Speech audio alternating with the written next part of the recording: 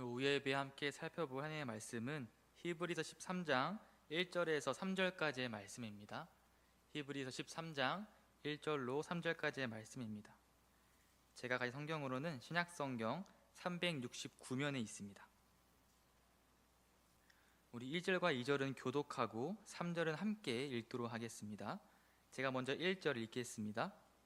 형제 사랑하기를 계속하고 손님 대접하기를 잊지 말라. 이로써 부지 중에 천사들을 대접한 이들이 있었느니라. 함께 읽겠습니다. 너희도 함께 갇힌 것 같이 갇힌 자를 생각하고 너희도 몸을 가졌은즉 학대받는 자를 생각하라. 아멘. 오늘도 오후 예배에 나오신 모든 성도님들을 주님 이름으로 축복합니다. 이 시간 나에게 주시는 그 말씀을 붙잡는 마음으로 함께 주님이 주시는 은혜를 마음껏 받아 누리기를 주님 이름으로 축복합니다.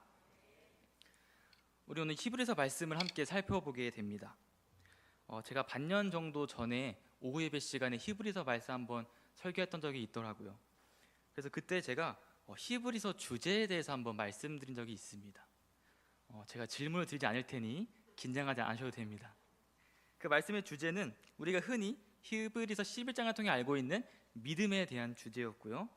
또 더 중요한 것은 그 믿음의 근간이 되는 대제사장으로 오신 예수님에 대한 내용이 히브리서의 주된 주제였다라고 제가 말씀을 드렸습니다. 당시 기독교인들은 외적으로는 로마의 박해와 또 내적으로는 각자의 신앙에 대한 회의와 갈등으로 인하여서 어려움에 처해 있던 상황이었습니다. 그래서 히브리 저자는 이러한 상황 가운데 있는 그리스도인들에게 예수 그리스도가 우리를 구원하시는 대제사장으로 이 땅에 오셨고 우리가 그분을 믿으면 우리는 구원받은 하나님의 자녀가 되기 때문에 너희가 이러한 믿음을 가지고 그러한 힘든 상황을 이겨낼 수 있을 것이다라는 권면의 메시지를 전한 책이 바로 이 히브리서였습니다. 그런데 오늘 우리가 함께 읽은 히브리서 마지막 13장은 이전의 말씀과 조금 동떨어져 보입니다. 이전까지는 신앙적 교리를 반복하다가 13장에 들어와서 사랑, 환대, 돌봄, 결혼 등 구체적인 도덕적 권면들이 나타납니다. 그들의 믿음을 세워나가기 위해서 반복적으로 신앙의 교리를 강조하다가 겉으로 보기에는 조금 동떨어져 보이기도 하는 이러한 도덕적 권면들이 등장하는 이유는 무엇일까요? 이는 오늘날 우리의 모습을 보면 이해할 수 있습니다. 사랑하는 성도 여러분, 오늘날 우리는 얼마나 많은 말씀들을 듣습니까? 먼저 매주 드리는 주일 예배와 또 이 자리에 함께 계시는 분들은 오후 예배까지 함께 드리고 있습니다. 그러면 벌써 주일에만 최소 2번의 예배를 드립니다. 또한 많은 성도님들께서는 주일뿐만 아니라 수요일, 금요일에도 예배를 함께 드리기 때문에 이 모든 예배를 합하면은 몇 번의 예배를 드리죠? 4번의 예배를 벌써 드립니다. 그리고 수요일과 금요일뿐만 아니라 매일 새벽 예배까지 드린다고 하시면 월화수목금에서 총 5번의 추가가 되기 때문에 총 몇 번의 예배가 됩니까? 9번의 예배가 됩니다. 그런데 혹시 이 9라는 숫자가 조금 실망스럽지는 않으십니까? 걱정하지 마십시오. 우리 대길교회는 매주 가정 예배를 드리기 때문에 가정 예배까지 하면 총 10번의 예배를 매주 드릴 수가 있습니다. 그런데 이뿐만 아닙니다. 교회에 나와서 예배를 드리는 것은 물론이거니와 오늘날 우리는 미디어와 또 유튜브 매체를 통해서 수많은 말씀들을 들을 수가 있습니다. 제가 말씀드리려고 하는 것은 예배를 드리는 숫자가 중요하다는 것이 아니라 현장과 미디어를 막론하고 오늘날 우리는 언제 어디서든 마음껏 예배를 드릴 수 있는 말씀의 홍수의 시대에 살고 있다는 것입니다. 그런데 이렇게 많은 말씀들을 들으니 당연히 우리의 삶도 이 말씀의 홍수 속에서 자유롭게 헤엄치고 있을까요?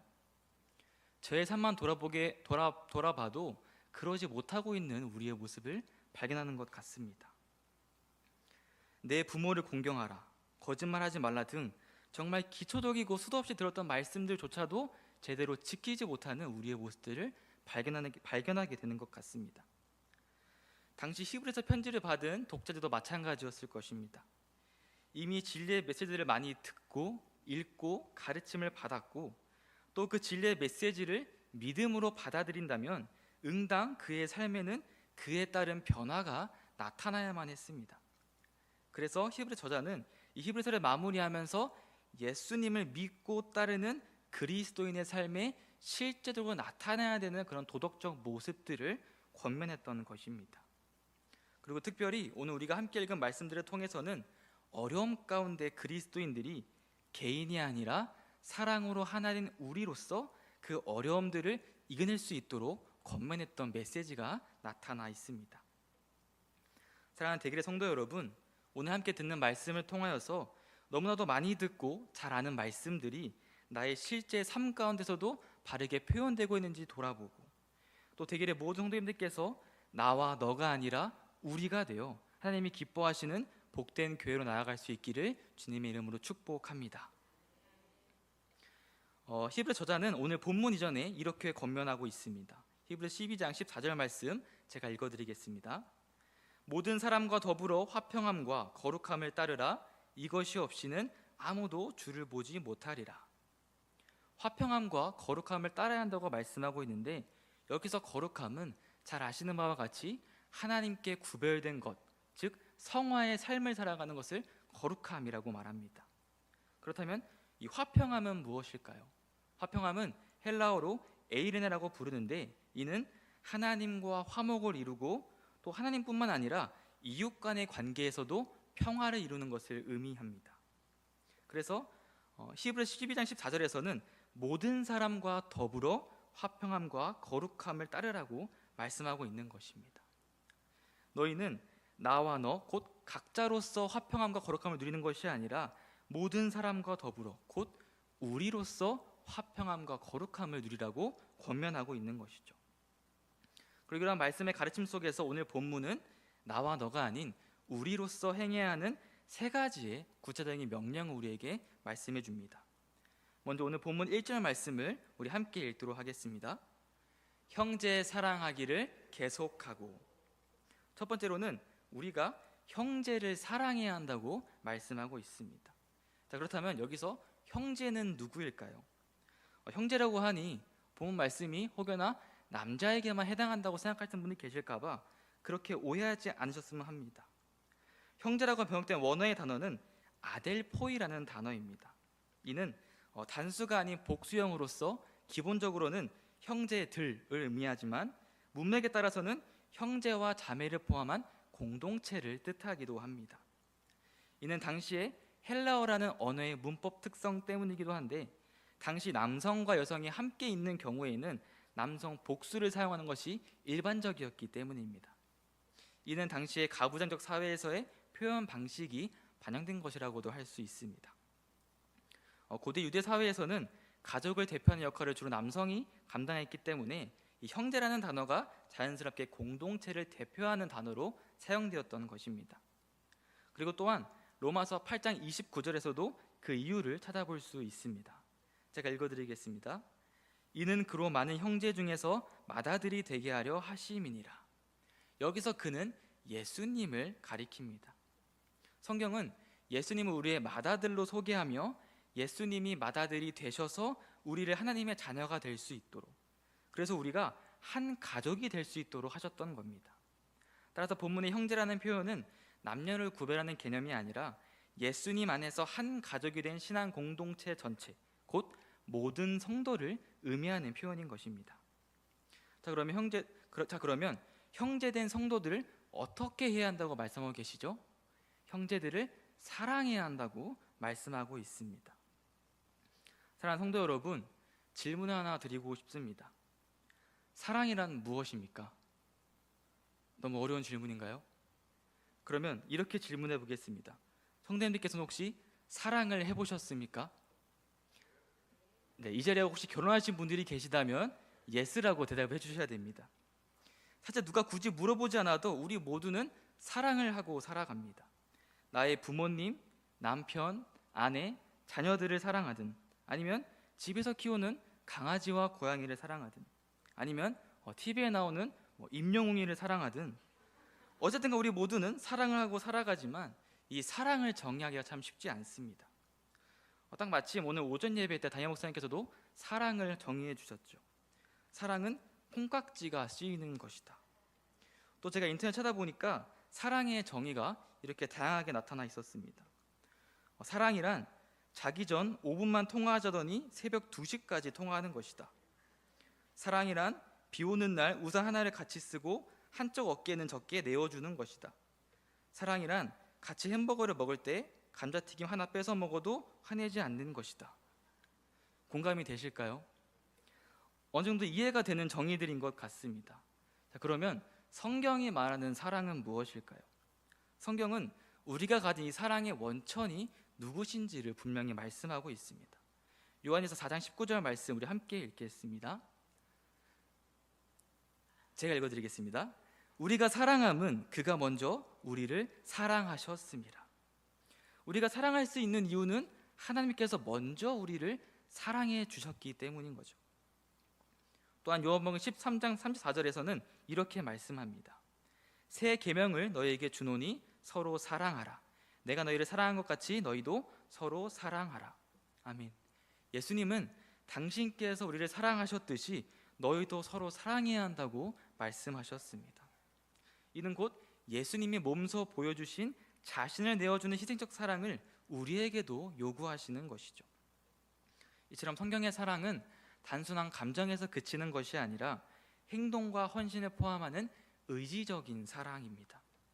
그래서 본문은 사랑하기를 계속하라라고 말씀하고 있는 것이죠. 의지를 가지고 끊임없이 지속적으로 변함없이 실천하는 것이 바로 우리로서 행해야 하는 사랑인 것입니다. 사랑하는 대결의 성도 여러분, 우리의 사랑을 돌아보길 원합니다. 우리 각자의 사랑은 어떻습니까? 혹 감정이 좋을 때만 지속되는 사랑이십니까?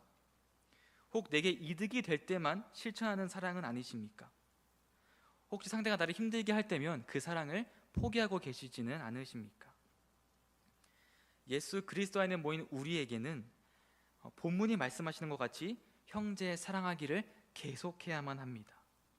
주일에 교회에 나와서 예배만 드리고 가는 것이 아니라 서로에게 관심을 가지고 한 사람에게라도 먼저 다가가서 따뜻한 말 한마디를 건네고, 새로운 성도님들이 계시다면 먼저 다가가 환영의 인사를 나누고 서로를 위해 기도해 줄 수 있는 우리 모두가 될 수 있기를 주님으로 축복합니다. 혹은 오늘 말씀을 들으면서 내가 사랑하지 못했던 사람들 혹은 마음에 걸리거나 떠오르는 사람들이 있다면 오늘 그 사람에게 먼저 다가가서 용서할 수 있는 용기를 가질 수 있는 우리가 모두가 되기를 주님의 이름으로 축복합니다. 우리는 신앙 공동체 안에서 영적 가족으로서 끝까지 포기하지 않고 먼저 사랑으로 다가갈 수 있는 대길의 모든 공동체 될 수 있기를 주님의 이름으로 축복합니다. 다음으로 본문 2절 말씀 우리 함께 읽도록 하겠습니다. 손님 대접하기를 잊지 말라. 이로써 부지 중에 천사들을 대접한 이들이 있었느니라. 아멘. 두 번째로는 우리로서 손님을 대접해야 한다고 말씀하고 있습니다. 이 손님이라는 단어를 생각하면 어떤 느낌이 드실까요? 정이 많은 한국 정서 때문에 그런지 손님이 조금 따뜻하게 다가오는 것만 같습니다. 그런데 이 본문을 영어로 된 성경으로 보게 되면 손님을 스트레인저로 번역하고 있습니다. 말 그대로 낯선 사람, 모르는 사람이라는 뜻입니다. 그리고 헬라어 원문에서는 본문의 손님 대접하기라는 한 문장이 필로제니아라는 한 단어로 쓰이는데 이는 단순한 손님 대접이 아니라 낯선 사람을 사랑하는 것을 의미하는 단어입니다. 즉 본문에서 손님을 대접하라는 말씀은 1절에 형제를 사랑하라 해서 더 나아가서 낯선 사람까지 사랑해야 한다는 것을 우리에게 알려주는 말씀입니다. 사랑하는 성도 여러분, 낯선 사람에 대한 우리의 태도는 어떨까요? 이것을 아주 잘 보여주는 상황이 있습니다. 바로 엘리베이터 안에서의 우리의 모습입니다. 집에서든지 직장에서든지 어디 건물을 가게 되면 엘리베이터를 타는 경우가 많습니다. 엘리베이터 혼자 타고 올라가거나 내려가다가 낯선 사람이 타게 되면 어떤 기분이 드십니까? 그 짧은 순간이 상당히 길게 느껴지기도 하고 그 사람과 최대한 눈을 마주치지 않기 위해서 핸드폰을 본다거나 아니면 괜히 벽에 붙어있는 안내문을 읽는 척을 하기도 합니다. 낯선 사람과의 만남은 늘 우리를 긴장시키는 것이죠. 실제로 제가 고등학교 때 있었던 일인데 집을 이사한 지 얼마 지나지 않은 상태였습니다. 당시 저는 집에서 좀 거리가 있는 고등학교를 가게 되었기 때문에 기숙사 생활을 할 수밖에 없었습니다. 그래서 주일 밤에 학교를 가서 생활을 하다가 금요일 밤에 다시 집으로 돌아오게 되는 그런 삶을 살고 있었습니다. 어느 금요일 날 학교에서 열심히 공부를 하고 지하철과 버스를 타고 한 2시간에 걸쳐서 집에 돌아오게 되었습니다. 그리고 지친 몸을 이끌고 엘리베이터를 탔고 집 충수를 누르게 되었습니다. 그리고 집 문 앞에 서서 현관문 비밀번호를 눌렀습니다. 그런데 한 3번 눌렀는데도 계속 비밀번호가 틀렸다라고 하는 것입니다. 그때 제가 처음 드는 생각은 내가 무슨 잘못을 했나? 혹시 내가 잘못을 하여서 우리 부모님께서 나 몰래 번호를 바뀌어놨나? 이런 생각을 하게 되었습니다. 그리고 문을 두드리다가 무심코 문에 적힌 호수를 보게 되었는데 알고 보니 저희 집이 아니라 저희 아랫집에 제가 당당히 찾아가서 문을 열려고 했던 것입니다. 당시 그 집안에 누가 있었는지까지는 모르겠지만 얼마나 무서웠을까요? 칙칙한 옷을 입고 또 얼굴도 검해가지고 무서운 사내 아이가 문 앞에 서서 당당하게 문을 열려고 하니 그 안에 있던 사람들이 얼마나 무서웠을지 모르겠습니다. 이처럼 내가 잘 모르는 이 낯선 사람이라는 것은 괜히 무섭기도 하고 되도록이면 만나고 싶지 않고 피하고 싶은 느낌이 듭니다. 그런데 왜 우리는 낯선 사람을 사랑해야 하는 것일까요? 험하리만큼 그 이유는 명료합니다. 왜냐하면 하나님께서 그렇게 하라고 명령하셨기 때문입니다. 오늘 본문도 그렇고 레위기 19장 34절도 이렇게 말씀합니다. 너희와 함께 있는 거류민을 너희 중에서 나은 자같이 여기며 자기같이 사랑하라. 여기서 거류민이란 타국 생활을 하는 나그네를 의미합니다. 하나님께서는 이스라엘 백성들이 애굽에서 나그네였던 경험을 상기시키면서 하나님의 백성인 너희도 낯선 사람을 사랑해야 한다라고 명령하고 계셨던 겁니다. 또한 낯선 사람을 사랑하고 섬기는 것은 곧 하나님을 섬기는 것과 같기 때문에 우리에게 낯선 사람을 사랑하라고 말씀하십니다. 마태복음 25장 35절에 40절을 보게 되면 다음과 같이 말합니다. 제가 읽어드리겠습니다. 내가 주일 때에 너희가 먹을 것을 주었고 목마를 때에 마시게 하였고 나그네 되었을 때에 영접하였고 내가 진실로 너에게 이르노니 너희가 여기 내 형제 중에 지극히 작은 자 하나에게 한 것이 곧 내게 한 것이니라 하시고. 사랑하는 성도 여러분, 성도님들은 하나님을 사랑하십니까? 하나님을 분명히 사랑하시는 우리 대개 성도님께서는 하나님을 사랑하는 마음을 가지고 우리의 이웃들에게 낯선 사람들까지도 사랑할 수 있어야만 하는 것입니다. 이러한 낯선 사람을 사랑하는 것은 단순한 환대가 아니라 하나님의 사랑을 실천하는 모습이 된다라는 것입니다. 그러면 우리가 사랑해야 하는 낯선 사람들은 누가 있을까요?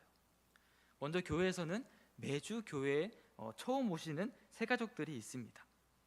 매 주일 1층과 3층에서 새가족들을 환영해 주는 성도님들이 계시고 또 담임 목사님께서도 새가족 교육을 통하여서 새가족들을 환영해 주시지만 우리 한 분 한 분 모든 성도님들께서 교회에 처음 온 그리고 내 눈에 보기에 낯설어 보이는 모든 사람들에게 먼저 다가가 따뜻하게 인사 한마디를 건넬 수 있는 사랑이 필요하다는 것입니다.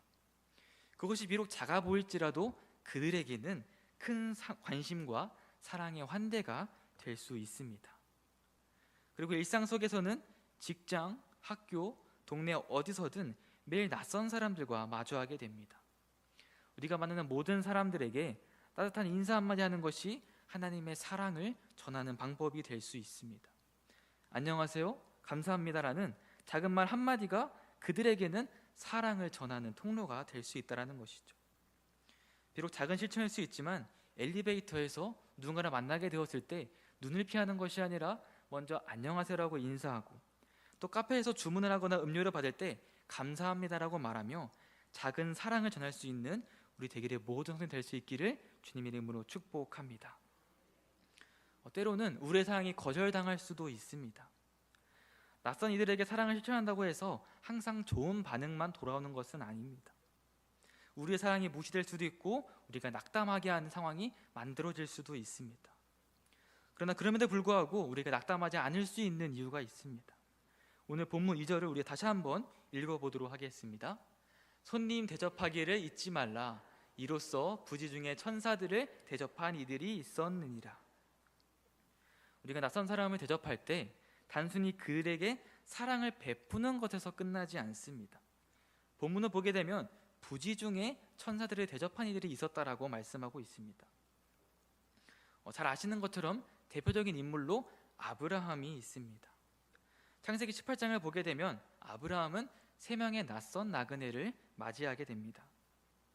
그는 그들이 누군지도 모르면서 최선을 다해서 대접합니다. 즉시 달려가 맞이하고 물과 음식을 준비하며 그들을 극진히 대접합니다.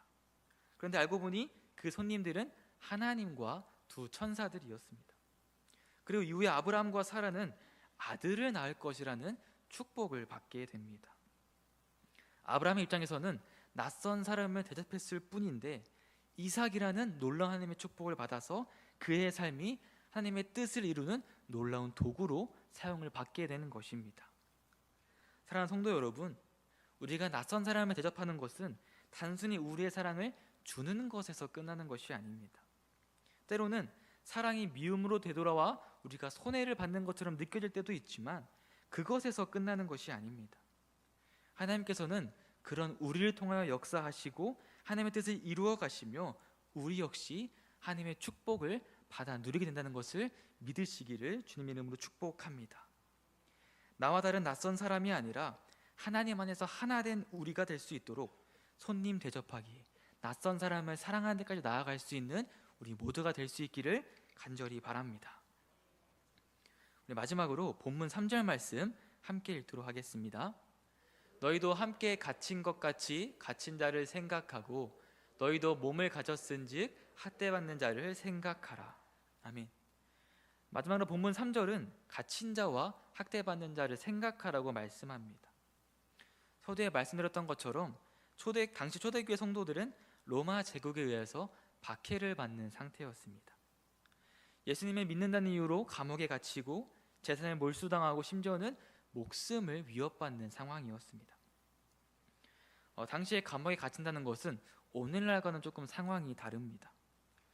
제가 직접 갔다 와본 적은 없기 때문에 오늘날의 감옥 생활이 어떤지는 알 수 없지만 적어도 오늘날에는 입는 것, 먹는 것, 자는 것, 곧 의식주는 보장을 해주죠.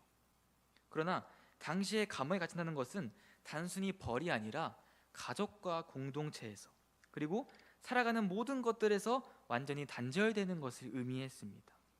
감옥 안에서는 음식은 물론이거니와 물도 제공되지 않았기 때문에 바깥에 있는 사람 돌아봐 주지 않으면 감옥에서 홀로 쓸쓸히 죽어갈 수밖에 없는 상태였던 것입니다.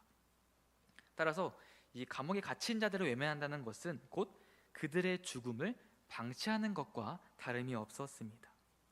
또한 기독교인들은 단순한 범죄자가 아니라 제국에 대한 반역자로 취급되었기 때문에 신앙을 포기하라는 강요와 함께 채찍질이나 불로 지지는 형벌들, 괴롭힘까지 함께 당했습니다. 그래서 히브리서 저자는 성도들에게 너희가 그리스도를 전하다 감옥에 갇히고 학대받는 자들을 생각해야 한다라고 말씀하고 있는 것이죠. 여기서 생각하다의 의미가 그들이 얼마나 아프고 힘들까 생각하며 단순히 동정심을 가지라는 뜻은 아닙니다. 본문에 쓰인 이 생각하다의 원어를 보게 되면 미므네스케스데라는 단어입니다. 이 단어의 뜻은 단순한 기억이 아니라 상대방을 생각하면서 적극적으로 관심을 갖고 행동하라라는 뜻을 갖고 있습니다. 즉 그들의 고통을 행동으로서 함께 나누라는 의미인 것이죠. 사실 감옥에 갇혀 학대받는 자들을 보면서 나와 다른 사람이라 생각하면 솔직히 이런 반응을 할 수도 있습니다. 휴, 나는 안 잡혀가서 다행이다. 나는 저 사람처럼 안 잡혀갈 수 있도록 더욱더 조심해서 신앙생활 해야지. 솔직하게 개인을 먼저 생각하면 당연히 이런 반응이 나올 수밖에 없습니다. 그러나 당시 초대교회 성도들은 갇힌 자들, 학대받는 자들을 생각하였고 위험을 무릅쓰다가 먹을 것을 나누었고 함께 울었으며 함께 기도하였고 그들을 끝까지 품었습니다. 어떻게 이런 것이 가능했을까요? 그들 사이에는 나와 너가 아니라 우리가 있었기 때문입니다. 이것이 성경에 말하는 우리의 모습입니다. 나와 너가 아니라 우리로 인식하기에 갇힌 자, 학대받는 자, 고통 가운데 있는 자들을 보고 가만히 있을 수가 없는 것, 저들이 아니라 우리이기에 목숨을 걸고 그들에게 적극적으로 나아가는 것, 그것이 오늘 성경에 말하는 참된 공동체의 모습인 것입니다. 그리고 이러한 모습을 먼저 보여주셨던 분이 계십니다. 바로 우리 예수님이십니다. 빌립보서 2장에서는 이렇게 말씀합니다. 자기를 비워 종의 형체를 가지사 사람들과 같이 되셨고 사람의 모양으로 나타나사 자기를 낮추시고 죽기까지 복종하셨으니 곧 십자가에 죽으심이라. 예수님께서는 하늘 보좌를 버리시고 종의 모습으로서 이 땅에 오셨습니다. 또한 히브리 4장에서는 우리의 연약함을 다 아시고 그 모든 고통을 직접 경험하셨다고 말씀하고 있습니다. 그리고는 죄에 갇혀 고통 중에 있는 우리를 찾아오셨습니다.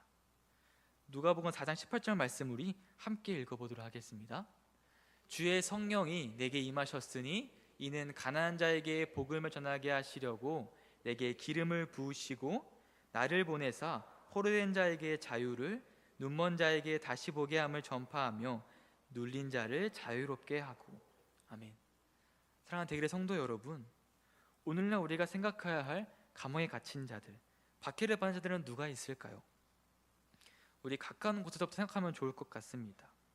혹시 우리 교회 안에 혹은 내가 속한 공동체 안에 소외된 영혼은 없는지, 마음이 다쳐서 몸이 연약하여서 힘들어하는 성도들은 없는지, 경제적 어려움, 관계의 아픔으로 인하여서 외로움 속에 갇혀 살아가는 사람들은 없는지 되돌아볼 수 있기를 바랍니다. 그들에게 다가가는 것을 너무 어렵게만 생각하지 않으셨으면 좋겠습니다. 어떠한 대단한 일을 하는 것이 아니라 내가 가진 것들을 통하여서 시간을 내어 한 번 더 찾아가 함께 있어주고 따뜻한 말 한마디를 건네고 때로는 내가 가진 물질을 통하여서 작은 관심과 사랑을 표현하는 것이면 충분합니다. 때로는 우리가 해줄 수 있는 것이 많지 않을 수 있습니다. 하지만 중요한 것은 그들을 생각하고 그들과 함께하는 마음입니다. 그들의 아픔을 외면하지 않고 함께 울어주고 함께 기도하며 너는 혼자가 아니라 우리와 함께 있다라는 마음을 전달하는 것이 중요합니다. 특별히 우리 대길교회 소망부 마포 실버케어 센터에서는 연로한 성도님들께서 예수님 향한 뜨거운 사랑을 가지고 매주 예배를 드리고 계십니다. 혹여나 감동이 오시고 섬기시는 시간과 힘이 되시는 성도님들이 계시다면 교서로 함께 섬겨주시고 또 각자의 사정으로 인하여서 직접 함께 할 수 없을지라도 늘 기도와 사랑으로 관심을 가져주시길 바랍니다. 그 누가 되었든지 간에 교회 안에서 누구도 혼자가 아니라는 것을 느낄 수 있도록 우리 모두가 함께하는 대길의 공동체가 되기를 간절히 소망합니다. 또한 먼 타지에서 오직 복음만을 들고 수많은 영혼들에게 생명을 전하는 선교사님들이 계십니다. 때로는 복음 때문에 핍박받고 어려운 상황에 처하기도 합니다. 저희 대길교회에서도 많은 선교사님들을 파송하고 협력하는 가운데 있는데 우리 대길의 모든 성도님들께서도 선교사님들과 그 모든 사역을 위하여서 그리고 그곳에 있는 잃어버린 영혼들을 위하여서 관심을 가지고 기도와 후원으로 함께할 수 있는 대길의 모든 공동체가 될 수 있기를 간절히 바랍니다. 사랑하는 대길의 성도 여러분, 예수님께서는 먼저 우리를 찾아오셔서 우리 연약함을 함께해 주셨습니다. 이제는 우리가 받은 그 예수님의 사랑을 흘려보내야 할 때입니다. 교회 안에서, 가정에서, 사회에서 우리가 속한 모든 공동체 안에서 열방에 이르기까지 연약한 자들을 돌아보고 그리스도의 사랑으로 하나 되는 진정한 우리가 되어가는 대길의 모든 성도님 되시기를 주님의 이름으로 축복합니다. 오늘 설교의 제목은 우리였습니다. 영어로는 we라고 하고 프랑스어로는 누라고 하며 독일어로는 비어라고 한다고 합니다. 그리고 한국어로는 우리라고 하죠. 그런데 다른 언어들과 비교했을 때 한국어 우리에는 조금 더 특별한 의미가 있는 것 같습니다. 이 한국어 우리에는 단순히 나라는 단어의 복수형 그 의미를 넘어서는 것 같습니다. 먼저 우리는 이 단어를 정말 많이 사용합니다. 누군가에게 나에 대해 소개할 때 우리 집, 우리 학교, 우리 회사, 우리 교회, 우리 부모님, 심지어 남편과 아내를 소개할 때도 우리 남편, 우리 아내라고 소개를 합니다. 엄밀히 말하면 나의 남편, 나의 아내인데 말이죠. 이는 한국어의 우리만이 가진 독특한 공동체성과 유대성을 의미하는 것입니다. 그런데 약간의 예외는 있을지 몰라도 이 우리에는 언제나 구심점이 있습니다. 우리 교회라고 하면 교회가 구심점이 되고요, 우리 회사라고 하면 회사가 구심점이 됩니다. 그러면 이 자리에 모인 우리의 구심점은 누구이실까요? 우리가 진정한 우리가 될 수 있도록 하는 구심점은 예수 그리스도이십니다. 친히 우리의 맏아들이 되어주시고 우리를 형제라 부르시며 그리스도 안에서 하나된 가족으로 삼아주신 예수 그리스도가 우리가 진정한 우리답게 하는 구심점이 되어주시는 겁니다. 사랑하는 대길의 성도 여러분, 이제 우리라는 단어가 우리의 신앙 안에서 더 깊은 의미로 다가올 수 있기를 바랍니다. 대길의 성도인들에 속한 모든 공동체가 그리스도 안에서 하나된 우리로서 형제를 사랑하고 낯선 이들을 따뜻하게 대접하며 연약한 자들을 관심과 사랑으로 품어주어서 예수님의 사랑이 흘러넘쳐서 예수님의 사랑으로 이 온 세상에 가득해질 수 있는 그러한 복된 세상과 복된 신앙 공동체가 될 수 있기를 주님의 이름으로 간절히 축복합니다. 기도하겠습니다. 사랑이신 하나님 아버지, 감사합니다. 우리를 예수 그리스도 안에서 한가족으로 불러주시고 사랑의 공동체로 세워주심에 감사합니다. 형제를 사랑하라고 하셨지만 때로는 미워하고 외면하며, 손님을 대접하라고 하셨지만 나와 다른 이들을 경계하며, 갇힌 자와 학대받는 자를 돌아보라고 하셨지만 무관심했던 우리의 모습을 회개하며 나아갑니다. 우리 대길의 모든 성도님들께서 나와 너가 아닌 우리가 되어서 예수 그리스도를 중심으로 하나 되는 공동체가 되게 하시고 서로를 섬기며 사랑하며 주님의 뜻을 이루어가는 복된 교회가 되게 하옵소서. 예수님께서 우리를 위하여 자신을 내어주셨듯이 우리도 받은 사랑을 실천하며 하나님의 나라를 이루어가는 삶을 살게 하여 주시옵소서. 이 모든 말씀 살아가신 예수 그리스도의 이름으로 기도합니다. 아멘.